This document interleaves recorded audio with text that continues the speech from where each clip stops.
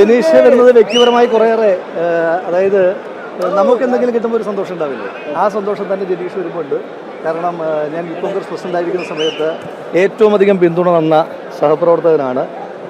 ഞാൻ youth Congress president ആയിരിക്കുന്ന സമയത്ത് തന്നെ, അത് ജനീഷ് തന്നെ പലവണ പറഞ്ഞിട്ടുണ്ട്, യൂത്ത് കോൺഗ്രസ് പ്രസിഡന്റ് ആയിരിക്കുന്ന സമയത്ത് തന്നെ പലപ്പോഴും ഞാൻ ഒഴിയുന്നതിനെ പറ്റിയും ജനീഷിനെ യൂത്ത് കോൺഗ്രസ് പ്രസിഡന്റ് ആക്കുന്നതിനെ പറ്റിയും ഒക്കെ ആലോചിച്ചിട്ടുള്ളതാണ്. അപ്പോൾ അതൊക്കെ വലിയ സന്തോഷമുള്ള കാര്യങ്ങളാണ്. ഞാനങ്ങ് പോയിട്ടില്ലല്ലോ.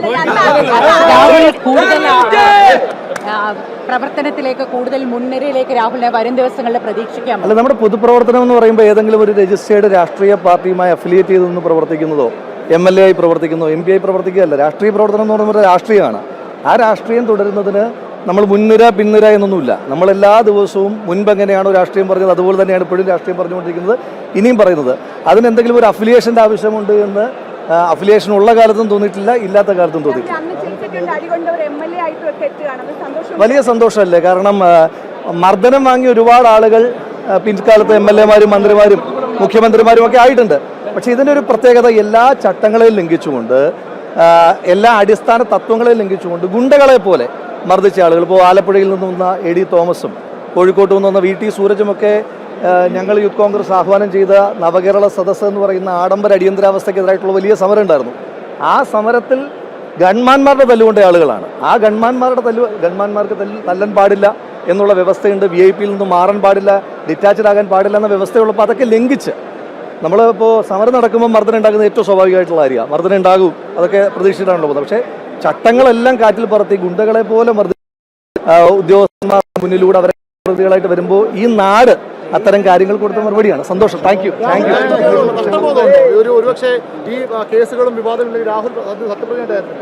ഞാൻ ഇന്നലെ എന്താണോ ചെയ്ത രാഷ്ട്രീയ പ്രവർത്തനം അത് തന്നെ ഇന്നും ചെയ്യുന്നുണ്ട്, നാളെയും ചെയ്യും. അതിനകത്ത് പ്രത്യേകിച്ച് ഈ നിങ്ങൾ ഉദ്ദേശിക്കുന്ന ജനപ്രതിനിധി എന്നുള്ള നഷ്ടബോധമൊക്കെ ആണെങ്കിൽ ഒരു 10-20 വർഷക്കാലമായി രാഷ്ട്രീയ പ്രവർത്തനം സജീവമായിട്ട് തുടങ്ങി. അതിനകത്താകെ 1.5 വർഷക്കാലം മാത്രമാണ് ജനപ്രതിയായത്.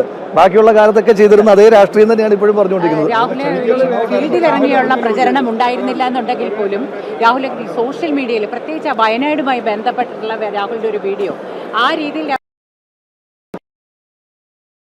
ഞാൻ എല്ലാ കാലത്തും ചെയ്യുന്ന പോലെ വീടാന്തരം കയറിയിട്ടുണ്ട്. നിങ്ങൾ എന്നെ ഇഗ്നോർ ഇത്തവണ നിങ്ങൾ എനിക്കൊരു സഹായം ചെയ്തതേ ഉള്ളൂ. നമ്മളെപ്പോഴും ജോലികളൊക്കെ ചെയ്യുന്നുണ്ട്. ഞാൻ പറഞ്ഞല്ലോ, ആകെ 1.5 വർഷക്കാലമാണ് ജനപ്രതിനിധിയായിട്ടിരുന്നത്. ജനപ്രതിനിധിയാണ് രാഷ്ട്രീയത്തിന്റെ അവസാനം എന്ന് വിചാരിക്കുന്ന ഒരാളല്ല ഞാൻ. കുറേം കൂടെ പാർട്ടിയിലുള്ള സമയത്തും പലപ്പോഴും പല തെരഞ്ഞെടുപ്പുകളിലും വരുമ്പോഴൊക്കെ ഞാൻ നേതാക്കന്മാരോട് പറയാറുണ്ട്, എനിക്ക് പാർട്ടി പ്രവർത്തനമാണ്, പാർട്ടി ഭാരവാഹിത്വങ്ങളോടാണ് താല്പര്യം, ഒരു പാർട്ടിക്കാരനാണ് ഞാൻ. അപ്പോൾ അതുകൊണ്ട് അത്ര നഷ്ടബോധങ്ങളൊന്നുമില്ല, വലിയ സന്തോഷമാണുള്ളത്. ഈ കേസുകളുടെ കുറ്റപത്രമൊക്കെ ശ്രീ പിണറായി വിജയൻ എന്ന് പറയുന്ന എന്നോട് ഏറ്റവും സ്നേഹവും ബഹുമാനവും കരുതലുമുള്ള മനുഷ്യൻ മുഖ്യമന്ത്രി ആയിരിക്കുമ്പോൾ തന്നെ കൊടുത്തതാണല്ലോ. അതുകൊണ്ട് പ്രത്യേകിച്ച് അതിനകത്ത് ബാക്കി കോടതി ഫൈറ്റ് ആണല്ലോ. കോടതി ഫൈറ്റ് വരും. ആ കോടതി ഫൈറ്റ് കഴിയുമ്പോൾ നിങ്ങൾ പറഞ്ഞ കാര്യങ്ങളെല്ലാം നിങ്ങൾക്ക് തന്നെ തിരുത്തേണ്ടി വരും. ഇന്നത്തെ ദിവസം നമുക്ക് മറ്റു കാര്യങ്ങളിലേക്ക് പോകണ്ട. എന്തായാലും ശ്രീ VD സതീശന്റെ നേതൃത്വത്തിലുള്ള ബാലൻസ്ഡ് ആയിട്ടുള്ള ബാലൻസ് എന്ന് പറയുമ്പോൾ കേരളത്തിന്റെ ടോട്ടൽ റെപ്രസെന്റേഷൻ വന്നിട്ടുണ്ട്. ഏറ്റവും സീനിയർ ആയിട്ടുള്ള മന്ത്രിമാരുണ്ട്, ഏറ്റവും ജൂനിയർ ആയിട്ടുള്ള മന്ത്രിമാരുണ്ട്, പിന്നെ മുഖ്യമന്ത്രി ഉൾപ്പെടെ പുതുമുഖമായിട്ട് വരുന്നു എന്നുള്ളത് മൊത്തത്തിൽ കേരളത്തിന് തന്നെ ഒരു നെക്സ്റ്റ് ജനറേഷനിലേക്ക് ലീഡർഷിപ്പിന്റെ ട്രാൻസ്ഫോർമേഷൻ. കാരണം എനിക്ക് തോന്നുന്നു ഒരു 80s ശേഷം നെക്സ്റ്റ് ജനറേഷനിലേക്ക് ലീഡർഷിപ്പ് ട്രാൻസ്ഫോർമേഷൻ കേരളത്തിന്റെ മുഖ്യമന്ത്രിയാകുന്ന വ്യക്തിയാണ് ശ്രീ VD സതീശൻ. അപ്പോൾ ചെറുപ്പക്കാരായിട്ടുള്ള നെക്സ്റ്റ് ജനറേഷൻ്റെ ആളുകളുടെ ഞങ്ങളുടെയൊക്കെ റെപ്രസെൻറ്റേറ്റീവാണ് അദ്ദേഹം. അപ്പോൾ അതുകൊണ്ട് വലിയ സന്തോഷമാണുള്ളത്.